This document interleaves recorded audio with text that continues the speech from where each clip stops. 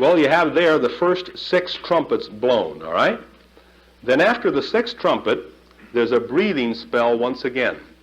You see how he just unfolds the whole story here? There's a breathing spell before the 7th trumpet is blown. But this breathing spell is not like the one after the opening of the 6 seals. This one goes on a little bit longer, apparently, and he has a different vision here. Look at chapter 10 for a moment. In this one, he has a different vision.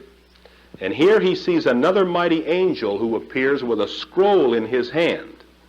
And the angel speaks, and 7 thunders boom, which means another series of judgments is about to come, okay? And here the writer is told to seal, not reveal, the message in the 7 thunders. The writer is told to seal, not reveal, because it's got to be revealed at the right time, whatever this great cryptic message is.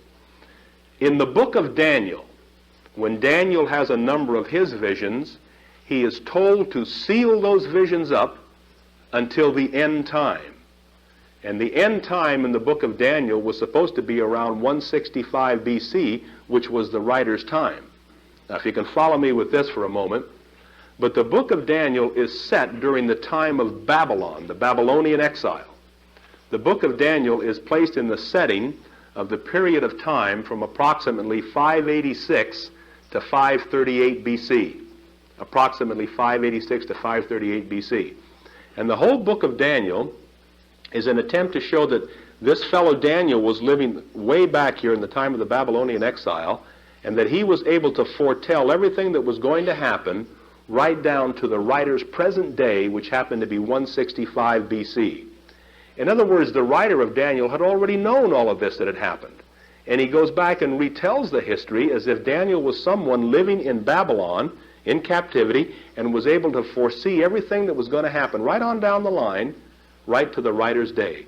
Because the writer of the book of Daniel in 165 believed, just like the writer of Revelation believes, that God was about to reveal himself and overthrow the Jewish persecutors, which in those days again happened to be the Greeks.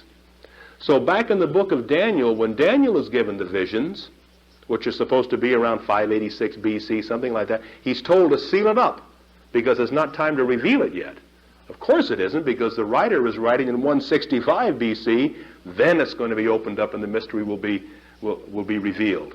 And the mystery simply is that all of these upheavals have to take place, and then God will come and set up his kingdom. Well, here the same thing is happening here now, okay? The writer tells the angel here to seal up what the 7 thunders have said and do not write it down. At the end of the book of Revelation, you will see the instruction is given not to seal it up. Why? Because the writer expects it to happen right now. I am coming soon. Not 100 years, 2,000 years, or whatever. He expects it to happen right now. So you'll see in the last chapter, he says, don't seal it up anymore because it's going to happen right now. But here he tells them it's not time yet. Hang in there a little bit longer. Okay, so this writer is told to seal and not reveal the message in the 7 thunders, okay? And the angel says there won't be any more delay, that now the reign of the Antichrist, which is Satan's Messiah, the Antichrist has all but struck. We're just about ready now for the reign of the Antichrist. In other words, before God comes, things have to get worse. Remember that thought? Before things get better, things got to get worse. And as I said in the first hour, we can all identify with that in some way. That seems to be our pattern in life. It doesn't have to be, but we get involved in that, okay? Then the writer is told to eat the scroll, that he's writing all these things down on. Check that out with the 2nd and 3rd chapters of Ezekiel, because in Ezekiel's visions, he's told to eat the scroll. And so the writer here makes a tie-in to the Old Testament once again. Compare this with Ezekiel 2 and 3, and you'll see this business of eating the scroll. He says it's sweet and bitter, because the scroll represents divine guidance. And sometimes divine guidance can be sweet and bitter, depending upon how we interpret it. It can be bitter in that sometimes divine guidance will lead us to do something we really don't want to do. Oh, Lord, do I have to go in that direction? Because of some anxieties and fears that we have, we don't follow. It can be bitter then. So the taste of eating the scroll, of assimilating divine guidance, can be bitter at times. And at times it can be very sweet. You hear the word of God from within you, and it's about as sweet as you can imagine it to be, and you just follow through on divine guidance. Well, he goes on then in chapter 11, still in this interlude. We haven't gotten to the seventh trumpet yet. In this interlude, the writer is given a measuring rod, and he's told to measure the temple. He's told to measure the temple. And he talks here about two witnesses who are to prophesy for 1,260 days. Okay, they're to prophesy for 1,260 days. And they are likened to two olive trees and two lampstands. And then the witnesses, these two witnesses are to be killed by a beast from the bottomless pit. Don't forget that bottomless pit. Beast is going to come up out of there and kill these two witnesses. And then after, the corpses are to lie unburied in the streets of Jerusalem. This is all in the story. Their corpses are to lie unburied. And then after 3.5 days, they are to be restored to life and taken on a cloud into heaven. All right, so he's given a measuring rod, told to go out and measure, then brings in the idea of these two witnesses who are going to prophesy for 1,260 days, and then all the rest evolves. Let's just take a look at this for a moment. Look at chapter 11, the first couple of verses, and follow them with me. Then I was given a measuring rod like a staff, and I was told, rise and measure the temple of God and the altar and those who worship there. Rise and measure the temple of God and the altar and those who worship there. That has to do with the inner court. And this relates to the faithful. The faithful are to be measured and to be saved. Okay? The faithful. Then in verse 2 he says, but do not measure the court outside the temple. That refers to the outer court of the temple, and this is the way it was constructed, the temple, and that refers to the unfaithful, those who are kept outside the inner sanctum. Okay? Leave that out, for it is given over to the nations. Okay? And they will trample over the holy city for 42 months. You see how he's very specific with his dates and times? So first of all, these first two verses refer, the inner court means the faithful that are going to be saved. The outer court, he says, don't measure that. That's the unfaithful. And what's going to happen to them? They will trample over the holy city for 42 months. And I will grant my two witnesses power to prophesy 1,260 days. 1,260 days is how many months? Can you figure it out real quick? You know, it's close to 3.5 months. All right? What's all this business about 42 months, 1,260 days, 3.5 months, and that sort of thing? Beg your pardon? 3.5 years. Excuse me, 3.5 years, yes. What did I say, months? 3.5 years, right, which makes it all better, okay? 3.5 years. If you would compare all of that business, about 42 months, 3.5 years, 1,260 days, to the 7th chapter of Daniel, you'll see that the same reference is given. Why? Because that infamous Antiochus Epiphanes back there, the Greek general, descendants from the Greeks, who was persecuting the Jews during that time, persecuted the Jews from about 168 to 165 BC, approximately 3.5 years, or 42 months. And it's brought out in the book of Daniel. The 7th chapter makes a reference to a time, 2 times and a half. And it's the descriptive way of saying a year plus 2 years and a half a year. So all of this, with the 42 months and the 1,260 days and so forth, all of this is simply a tie-in to what? To Daniel, the 7th chapter. Because these Jewish Christians would know what he is talking about, because they knew their scripture. And they could tie it into their own Bible, if you will. Okay? So it's simply an attempt to tie it all in to the book of Daniel, something that the people would understand. And in this way, he was much better able to get his message across. The 2 olive trees and the 2 lampstands, look at the book of Zechariah, the 4th chapter. This refers to Jeshua and Zerubbabel. Oh boy. When King Cyrus of Persia came along and defeated the Babylonians and released the people of Judah from exile in Babylon, the first major contingent of exiles that went on back to Judah in the Promised Land, the first major contingent was led by 2 gentlemen named Jeshua and Zerubbabel. And they started to rebuild the Holy Land. From that time on, Israel never rose again as a nation. From 586 BC on, it never rose again as a nation until when? Does anyone know? Some in the Bible class might. 1948. And Harry Truman had a lot to do with that. So that was a long spell of time, wasn't it? But in 538 BC, when the people began to come back as a result of Cyrus the Persian defeating the Babylonians, the first major contingent was led by Jeshua and Zerubbabel. And the book of Zechariah has to do with those two gentlemen. Actually, Haggai and Zechariah were two prophets who appeared and helped Jeshua and Zerubbabel at a certain time during the rebuilding of the Holy Land. And we have books by Haggai and Zechariah. But in the book of Zechariah, Jeshua and Zerubbabel are referred to as olive trees and lampstands, and also as the branch. So this is a reference, once again, to our Old Testament, but to the Jewish scriptures, so that people would understand, okay? The people would understand. So all of that has to do with this. And the whole idea is that after 3.5 days they're to be restored.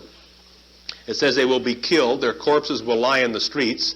Then after 3.5 days, like 3.5 years, you see the tie-in? The reign of Antiochus Epiphanes, they will be restored. You know, life will be breathed back into them. Is there any Old Testament identification with that?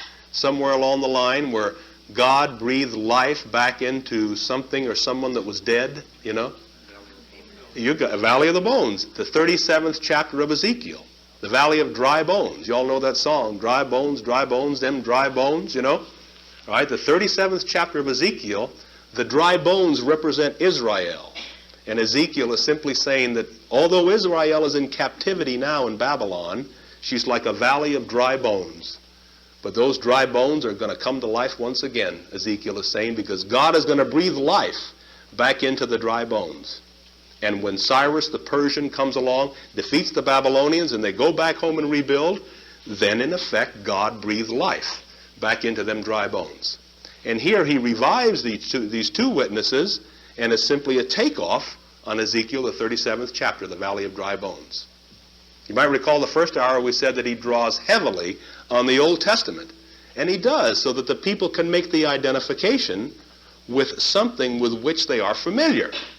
In other words, they have that frame of reference to work out of. They knew their scripture. And when he can put it in that same context, then there's a better chance that people are going to listen to what he has to say. Okay, this is chapter 11. And then in still in chapter 11, we go on down. And verse 14, it says that the second woe has passed, I believe. Is that correct? Somewhere there? Yeah, verse 14. Oh, remember the three woes that were announced back there with the eagle flying. Woe, woe, woe. Here's the second woe has passed. And behold, the third woe is soon to come. Okay, the third woe is soon to come. But now something very different happens. The seventh angel then blows his trumpet. Okay? And there's no silence like after the seventh seal that was broken and that sort of thing. But what happens here is this, that something very positive happens. When the first 6 trumpets were blown, we had negative results. But with the blowing of the 7th trumpet, we have something very positive happen. This heralds the coming of the kingdom of the Christ. Look at verse 15. Then the 7th angel blew his trumpet, and there were loud voices in heaven saying, the kingdom of the world has become the kingdom of our Lord and of his Christ, and he shall reign forever and ever. And the 24 elders, you remember them back there in chapter 4, who sit on their thrones before God, fell on their faces and worship God. And then they go on praising God.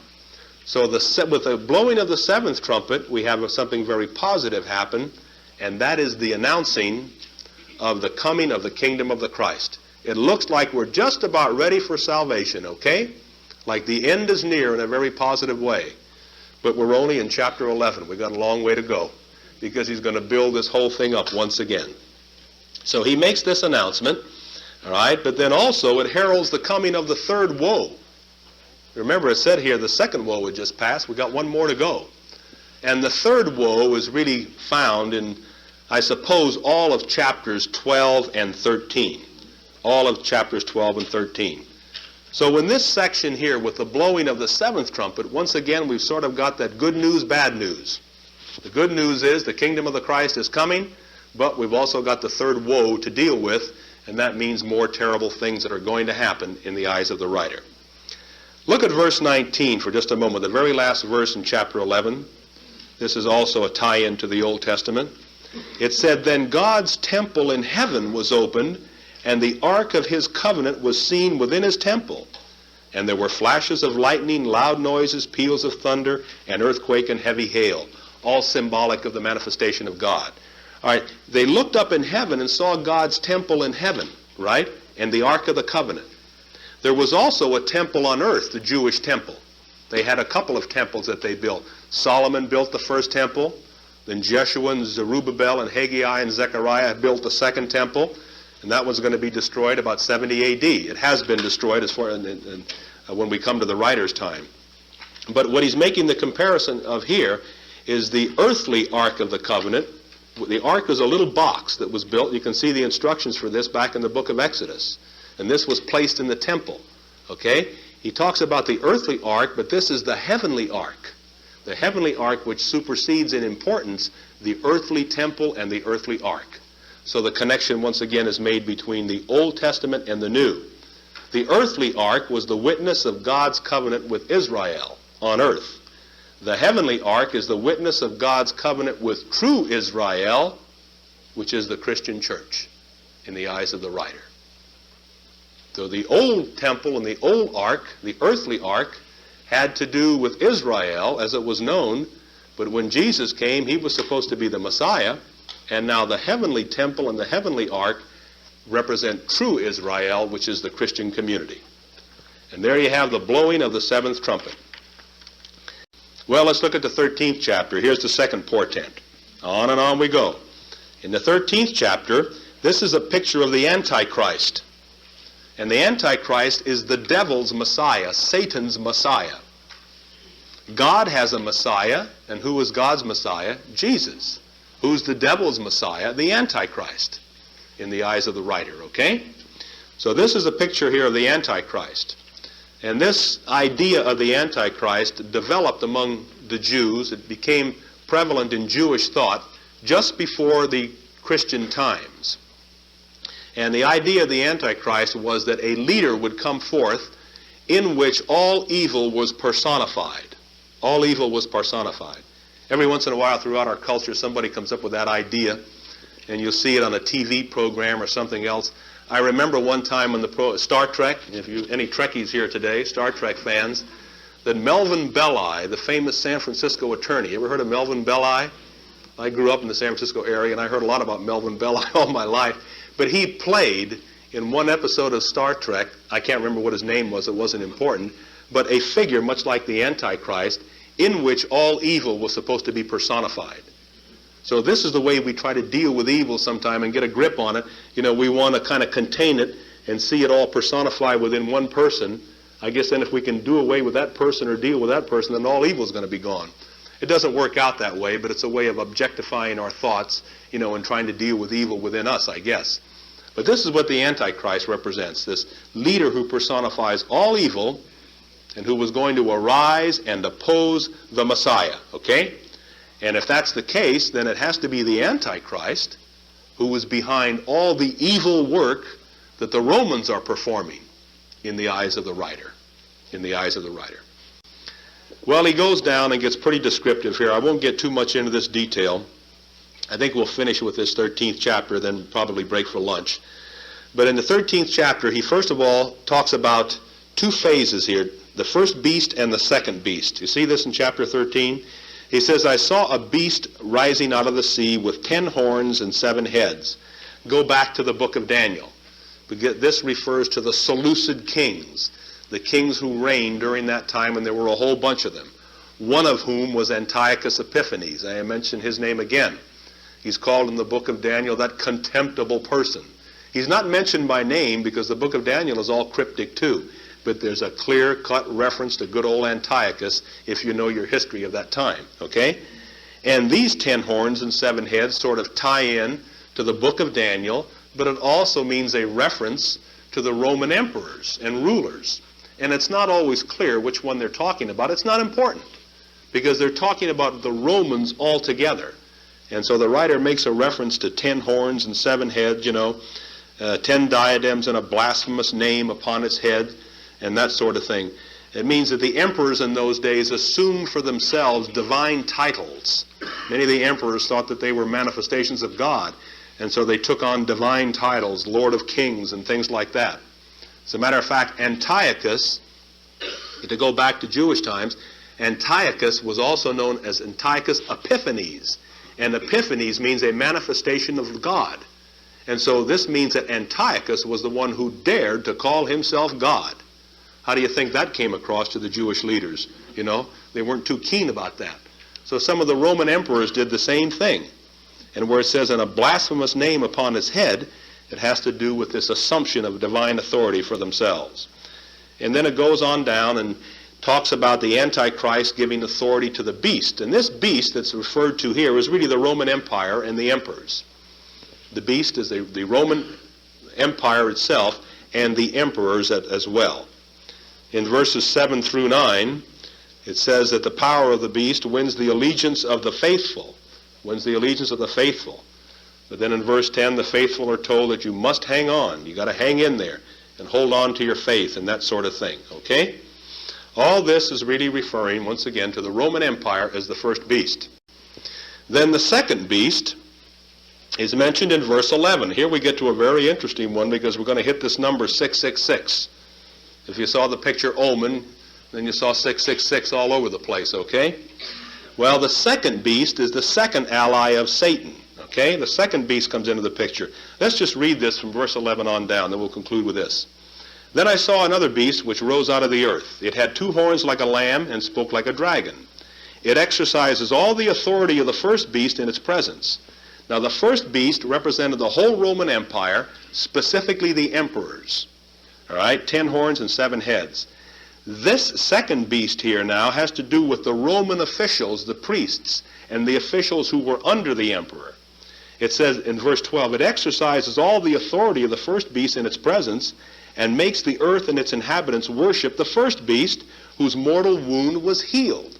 The first beast is the empire, and then the second beast, who has the same power as the empire and the emperors, are simply the Roman officials, whose mortal wound was healed, okay?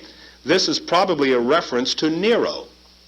Nero died under peculiar circumstances. It was believed that he might have committed suicide. But this is very important now. A belief then arose later on that Nero was going to rise from the dead and lead the Parthian army in an attack against Rome. We'll see that a little more clearly in the book of Revelation later on. So whose mortal wound was healed may be a reference to Nero, and that he was hurt in some way, but it was healed. He's coming back to life. Because this belief developed in those days that Nero was going to, some people thought he didn't even die. Remember the picture of Viva Zapata? You know, with Marlon Brando that came out years ago, and the legend at the end has it that that great Mexican leader, his horse is still moving through the hills, and he's going to come back one of these days. Many countries have legends like that. But this also was a part of the legend of Nero, that he was going to come back and lead the Parthians in a war against Rome, against his own people. All right, it says, "It works great signs," in verse 13, "even making fire come down from heaven to earth in the sight of men, and by the regions which it is allowed to work in the presence of the beast. It deceives those who dwell on earth." Here it talks about the Antichrist, this ally of Satan, as a false prophet, as a false prophet. In the 8th chapter of John, in the Gospel of John, in the 8th chapter of the Gospel of John, verse 44, I believe it is, he refers to the Antichrist as the father of lies, false prophets who deceive. False prophets who deceive. It's a reference once again to this aspect of the Antichrist. Okay? Deceives those who dwell on earth, building them an image for the beast which was wounded and so forth. Let's go on down to verse 16. "Also it causes all, both small and great, both rich and poor, both free and slave, to be marked on the right hand or the forehead, so that no one can buy or sell unless he has the mark, that is, the name of the beast or the number of its name." I've already mentioned this. This refers to emperor worship. If you did not make the proper worship, in whatever form that was, and didn't get your mark, your little verifying slip that you'd done your duty, then there was sort of an economic boycott that was foisted upon you. It says, no one can buy or sell unless he has the mark. So they made it rough on you when you went to the grocery store. In other words, if you didn't make, your duty and that sort of thing to the Roman emperor. And it's a reference to emperor worship. Then look at verse 18. "This calls for wisdom. Let him who has understanding reckon the number of the beast, for it is a human number. Its number is 666. The beast, we've got two beasts here. The first beast is the Roman Empire and the emperors. The second beast are the Roman officials, but it all refers to Rome. Okay? And then bringing it down a little closer to home, he gives a specific number of the beast, 666. It's not really certain which emperor they were referring to, but if you take the name of Nero Caesar numerically, like in Greek, the Hebrews attach numerical numbers to their names, and you write out the name Nero Caesar, you have to use this, the scholars tell us. You have to write it Neron Caesar, have it come out that way. When you take the Hebrew letters and write it out, numerically, you'll see that it comes to 666. And that's where the number of the beast comes. The beast is a reference to Rome, and possibly more specifically to the Roman Emperor Nero, who was active before the writer's time in 63 or 64 AD. But what's the difference? The writer is just picking up on history, because Nero was the one who persecuted, one emperor at least, who persecuted the Christians, fed them to the lions and gave them a real hard time, okay? So the beast is identified possibly with Caesar here, and his number is 666. The interesting thing is this, and we'll close with this and take an offering in just a moment before we have lunch. The name of Jesus in Greek works out to 888. The name of Jesus in Greek works out to 888. So you got between 666 and 888, what do you have? 777, which represents what? Fulfillment, let's say perfection. So 666 falls below perfection, and 888 rises above perfection. Isn't that a beautiful bit of metaphysics for you? And that's the way the numbers work out. That's something just a little bit in addition. Jesus, 888, the beast, Nero, 666, and perfection right in the middle.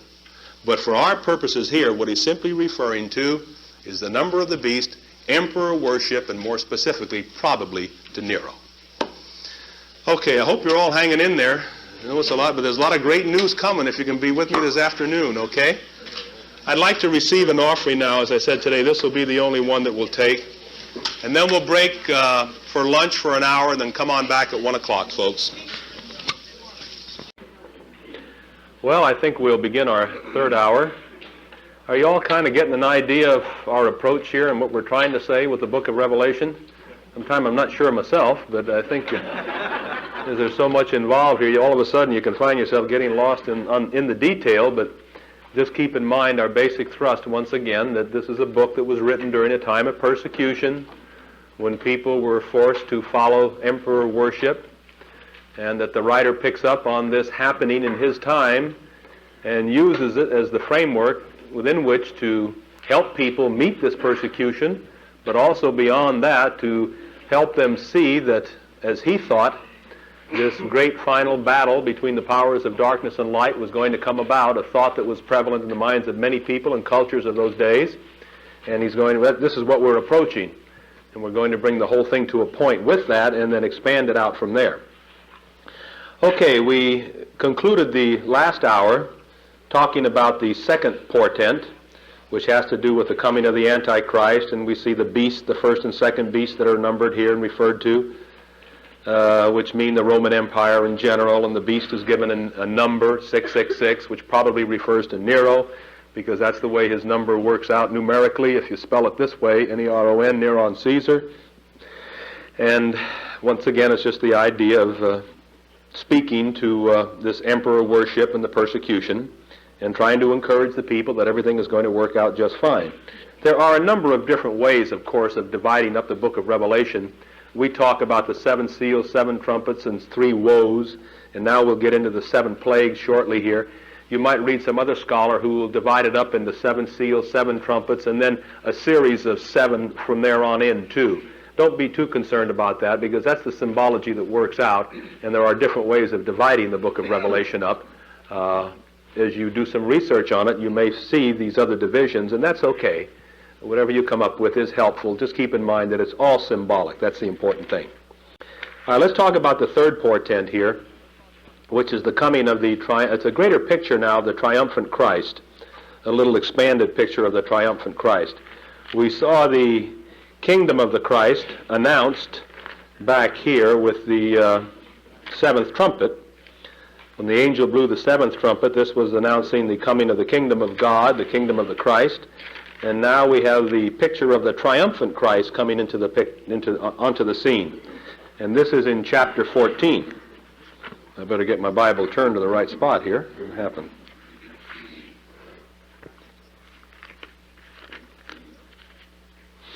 Okay? And this chapter, in a sense, too, is kind of a brief interlude, another breathing spell. We've seen a couple of these so far. And the purpose, once again, is to encourage all of the faithful to continue to be faithful, to encourage the saints to be faithful. Today we think of a saint as a very special person in Christian history. In the Roman Catholic Church, various people have been canonized as saints and gives them a special position. Well, the term is also used in the Scripture, but in the early days, in the early church, the saints meant all the baptized members of the church. Anyone who had been baptized into the early church was referred to as a saint. So here, the purpose of this section here now is to encourage these saints to continue to be faithful. And three visions of the future are given, but we get an entirely different message than was given in the first and second portents. In the first message, we're going to go back to the 144,000 once again. He describes the glory of the martyrs in the Messianic kingdom. And he sees the Lamb here on Mount Zion. And who's the Lamb? Of course, that's a reference to Jesus. The Lamb is on Mount Zion with 144,000 around him. Let's read just the first few verses of chapter 14, if you'd follow along with me. Then I looked, and lo, on Mount Zion stood the Lamb, and with him 144,000, who had his name and his Father's name written on their foreheads. See that business once again of the name? We just got through with chapter 13, the last section of which had to do with the number of the beast and the foreheads marked. Now these are marked with the name of God. And I heard a voice from heaven like the sound of many waters, and like the sound of loud thunder. The voice I heard was like the sound of harpers playing on their harps. And they sing a new song, a new picture, if you will. A new consciousness is being born. And they sing a new song before the throne and before the four living creatures and before the elders. Once again, our four living creatures and 24 elders, this is all a picture of the heavenly council. It represents God. No one could learn that song except 144,000 who had been redeemed from the earth. And here the 144,000 represents the elect. Elect, and only they could sing the new song. Only they achieved spiritual understanding. In other words, they were the ones who understood, and they would sing this new song of what God was about to do. This represents spiritual understanding. Those who turn to the Christ within, those who are willing to work with a concept of God as absolute good, and know that life is good, and principles and ideas like that, then we too will sing a new song. And you know exactly what I mean. As we've changed our consciousness to put ourselves more in tune with that, then literally you feel like bursting forth with a new song. Why? Because you have achieved a higher degree of spiritual understanding. And only those who have the understanding can sing the new song. And he goes on to develop that idea. This represents the elect. Then suddenly here he starts talking about another vision. He has another vision. And in this vision he sees three angels. This begins with verse 6. He says, I saw another angel flying in mid-heaven with an eternal gospel to proclaim to those who dwell on earth, to every nation and tribe and tongue. And this eternal gospel is to worship God who's about to reveal himself, in contrast to worshiping the emperor. So he speaks of the eternal gospel. This is just kind of building up this whole idea that he's involved in here, that the writer is. The second angel announces the fall of Babylon. Look at verse 8. Another angel, a second, followed, saying, Fallen, fallen is Babylon the Great, she who made all nations drink the wine of her impure passion. Babylon is a reference to Rome. Why does he use Babylon? Because the people remember very well their ancestors' time of Babylonian captivity. So Babylon comes to be a symbol for captivity, and it's simply a reference to Rome, not literally to Babylon, but to Rome. The identification is made. Okay? And then the third vision here, or the third angel, comes into the picture and proclaims something with a loud voice once again and just warns against worship of the beast. If you worship the beast, then you're going to be punished. And the beast, once again, is symbolic of the Roman Empire. Okay? So that's the second vision in this third portent. You see how all these numbers within 7, then you got 3 and 3, and it gets kind of complicated after a while. Then he has a third vision here, which begins in verse 14, okay? Begins in verse 14 here. Well, first of all, in verse 13, there's a little message of comfort to all the people. Look at verse 13. And I heard a voice from heaven saying, write this, blessed are the dead who die in the Lord henceforth. Blessed indeed, says the Spirit, that they may rest from their labors, for their deeds follow them. And he's talking about those who are willing to die for what they believe in. He says, in the long run, you're going to be blessed by it. And he tries to encourage the people in that way, because that was the fact of life in those days. Many people were being persecuted and killed as the result of this emperor worship. And so he speaks to that idea. Then in the third vision, verses 14 on down to the end of that chapter, we see the appearance of the Christ, and a judgment is pronounced on all heathen nations. Talks about the Son of Man coming with a sharp sickle. When you think of a sickle, what do you think of? A time of what? Harvest. Looks like the harvest is near. God is ready now to reap his harvest, to reveal himself, have this great conflict between the powers of good and evil and set his kingdom up and so forth. Looks like we're almost there, but not yet. Okay? We've got a little bit more to go. All right? A little while ago, we said that the 7 seals can represent the process of denial. 7 affirmations. The 7 trumpets blown represent the process of affirmation.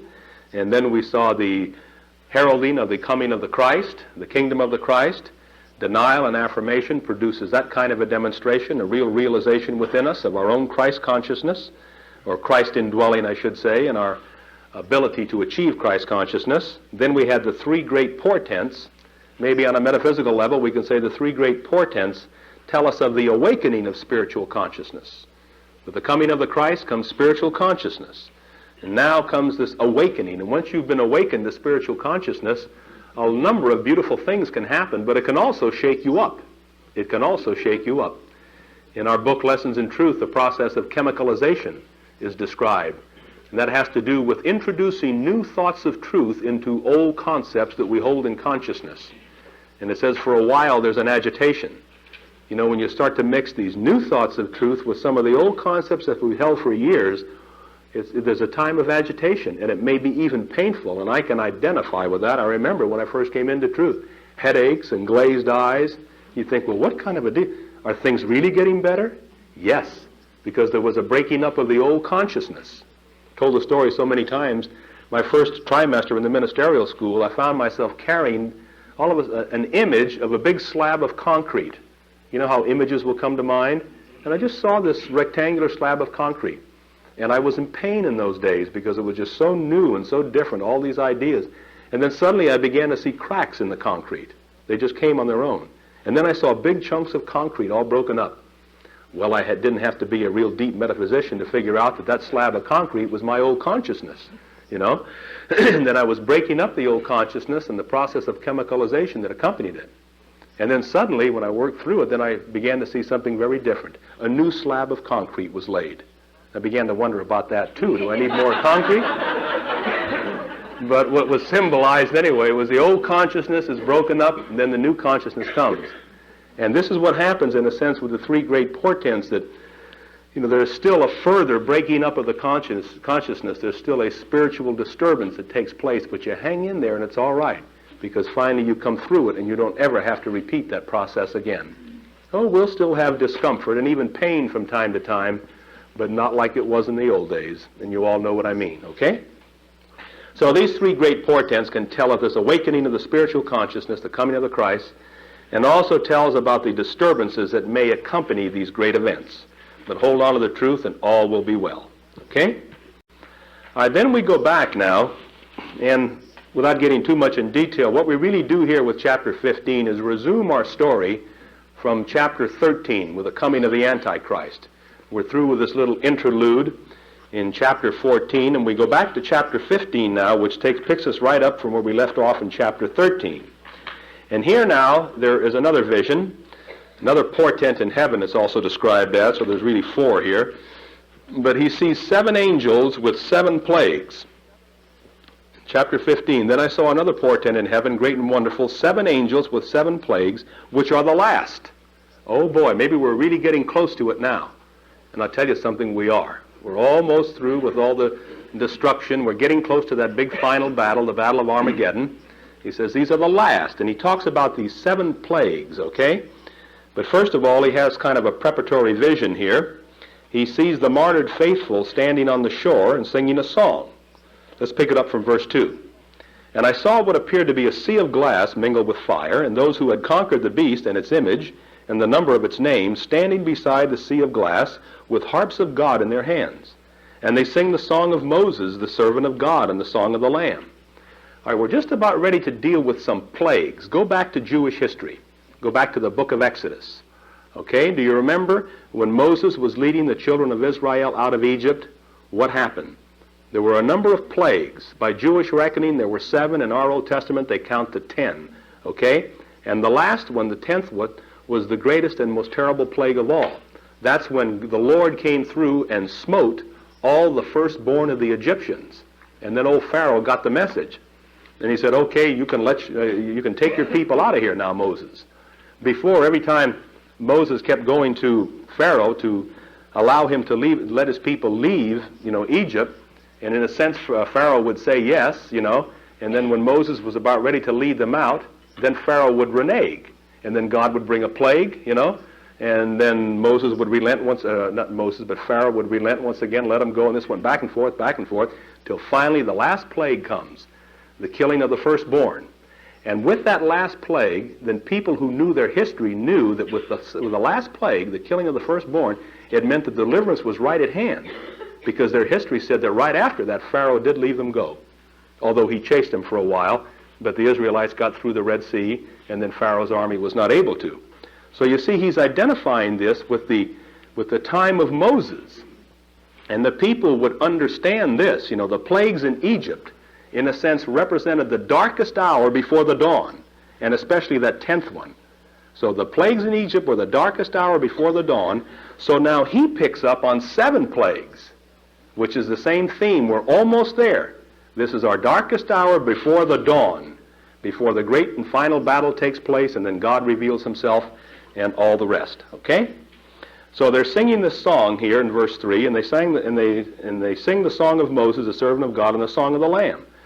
Because if you look at Exodus, you'll see that right after Moses led the people through the Red Sea, then there's a song that Moses sings, and his sister Miriam begins singing and dancing with a tambourine in her hand. So the identification is made with deliverance in the time of Moses. The people would be able to understand that. Okay?